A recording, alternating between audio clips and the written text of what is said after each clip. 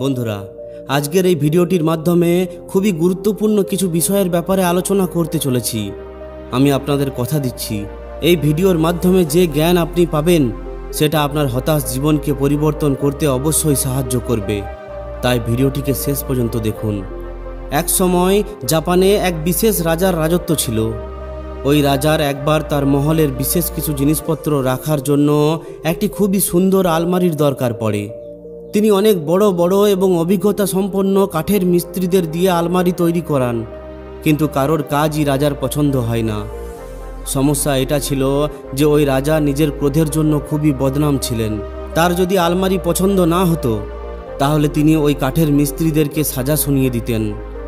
এরপর একদিন ওই রাজা পাশেই থাকা এক আশ্রমের এক বৌদ্ধ গুরুকে নিজের কাছে ডাকেন।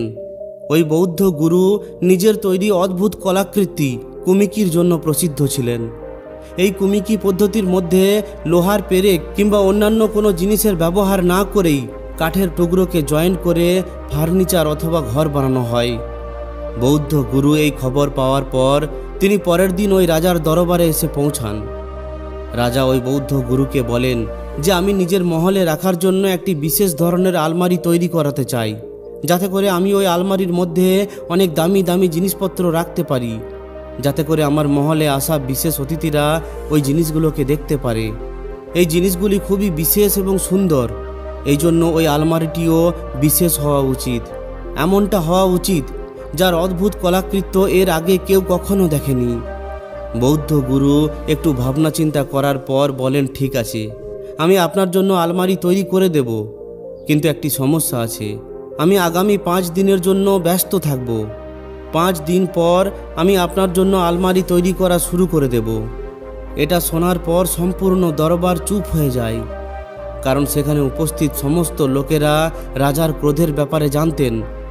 আজ পর্যন্ত কোনো ব্যক্তি রাজাকে অপেক্ষা করার জন্য বলেননি।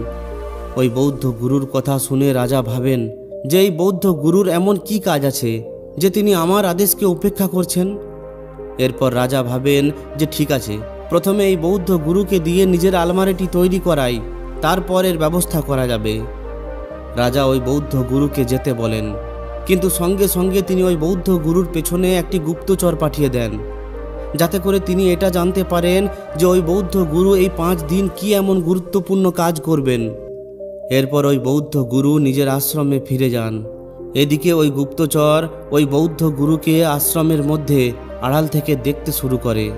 প্রথম দিন রাজার ওই গুপ্তচর দেখেন যে ওই বৌদ্ধ গুরু কোনো কিছু না করেই আশ্রমের মধ্যে শান্তিতে ধ্যানে মগ্ন হয়ে বসে থাকেন। দ্বিতীয় দিন থেকে 5ম দিন পর্যন্ত ওই বৌদ্ধ গুরু একই অবস্থায় ছিলেন।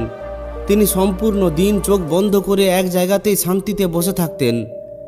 এরপর যখন ওই গুপ্তচর রাজাকে এই সমস্ত কথা বলে তখন রাজার ক্রোধ আরও বেশি বেড়ে যায়, কিন্তু তিনি এটা ভেবে শান্ত থাকেন যে যদি এখন ওই বৌদ্ধ গুরুকে সাজা দিয়ে ফেলি তাহলে সবার সহানুভূতি ওই বৌদ্ধ গুরুর সঙ্গে থাকবে।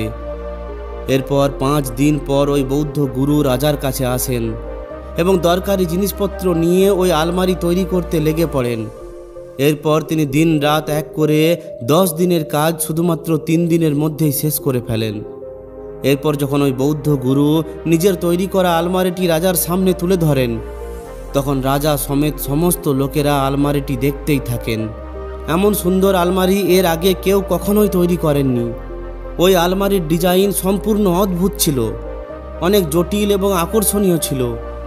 সেটা দেখেই মনে হচ্ছিল যে এই আলমারি বছরের পর বছর টিকে থাকবে। তিনি অত্যন্ত খুশি ও অবাক হয়ে যান, কারণ তিনি জানতেন যে এই বৌদ্ধ গুরু মানুষের ক্ষমতার থেকে অনেক উন্নত আলমারি তৈরি করে ফেলেছেন। যে আলমারিটিকে তৈরি করার জন্য একজন যুবকের 10 দিন লেগে যেত, ওই কাজটি একজন 55 বছরের বৌদ্ধ গুরু কোনো সমস্যা ছাড়াই 3 দিনের মধ্যেই সম্পূর্ণ করে ফেলেছেন। এমন অদ্ভুত কাজ এবং প্রতিভা দেখে রাজার অহংকার গলে জল হয়ে যায়। রাজা ওই বৌদ্ধ গুরুকে বলেন যে আপনি একটি অকল্পনীয় কাজ করে ফেলেছেন, যেটার প্রশংসা করা শব্দ দিয়ে সম্ভব নয়। কিন্তু আমার মনের মধ্যে একটি প্রশ্ন আছে যে আপনি কাজ শুরু করার আগে 5 দিন খালি কেন বসেছিলেন? এর রহস্য কি সেটা আমাকে বলুন। ওই গুরু উত্তর দেন যে হে রাজা, আপনার এমনটা কেন মনে হলো যে আমি ওই 5 দিন কিছুই করিনি? এখন আপনি যে আলমারিটিকে দেখছেন এটা হলো ওই 5 দিনের ধ্যানের পরিণাম। গুরু আরও বলেন যে প্রথম দিন আমি নিজের মন থেকে অসফলতা এবং ভয়ের বিচারকে ত্যাগ করতে কাটাই, কারণ আমি জানতাম যদি আপনার কাজ পছন্দ না হয় তাহলে আপনি আমাকে কারাগারে বন্দি করে ফেলবেন। আমি জানতাম যে যদি আমার মধ্যে একটুকুও ভয় থাকে তাহলে আলমারির মধ্যে কোনো না কোনো ত্রুটি থেকে যাবে। এই জন্য আমি প্রথম দিন কোনো প্রতিক্রিয়া না করে ভয়ের বিচারকে দেখতেই থাকি যতক্ষণ না সেটা শান্ত হচ্ছে। দ্বিতীয় দিন আমি নিজের মনের মধ্যে আসতে থাকা দুর্বলতাকে শেষ করি যে আমি অক্ষম, আমার মধ্যে রাজার জন্য অদ্ভুত আলমারি তৈরি করার কৌশলই নেই। আমি এই সমস্ত ডাউটকে ততক্ষণ পর্যন্ত দেখতে থাকি যতক্ষণ না আমি এই সমস্ত কিছু থেকে বিচ্ছিন্ন হলাম।